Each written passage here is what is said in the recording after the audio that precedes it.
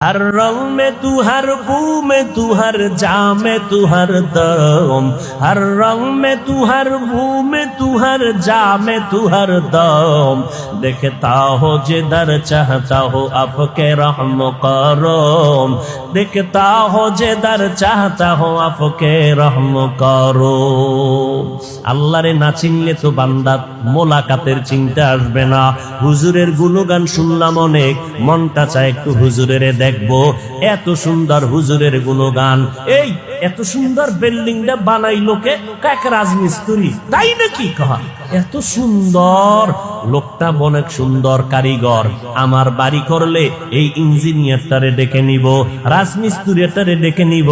এইভাবে চিন্তা যদি দুনিয়াটা করে, আমার মাওলার যারা আশে কবে এরা চিন্তা করবে এত সুন্দর আসমানটা কে বানায় রাখলেন।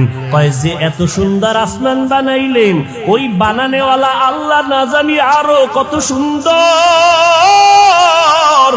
আমার আল্লাহ কত সুন্দর, আমার মায়ার নবীর চেহারাটা এত সুন্দর করে বানাইছেন। বানানেওয়ালা না জানি আমার আল্লাহ কত সুন্দর।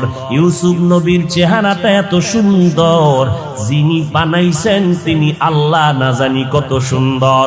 ইউসুফ নবীর চেহারা দেখা শত মহিলারা পাগল পারা হয়ে গেল, হাত কেটে ফেললো। ইউসুফ নবীর চেহারার মধ্যে এত বরকত, রাস্তা দিয়া চলার সময় অন্ধকার পথ আলো হয়ে যাইত, কোনো বাতির প্রয়োজন হতো না।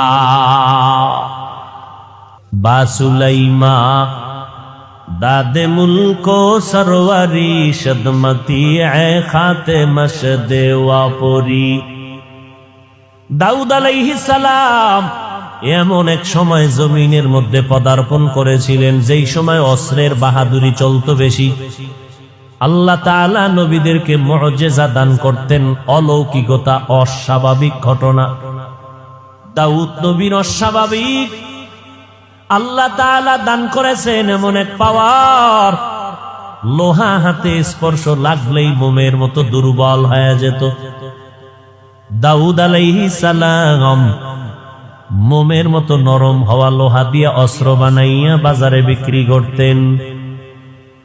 মানুষগুলো দাউদের অস্ত্র নিয়ে যায়, অন্যদের অস্ত্রের বেচা কিনায় ভাটা পড়ে গেল, কারণ অন্যের অস্ত্র ভারী ধারালো নয়, দাউদ নবীর অস্ত্র বড় হালকা এবং ধারালো, মানুষ নিয়ে যায় অল্প টাকায়।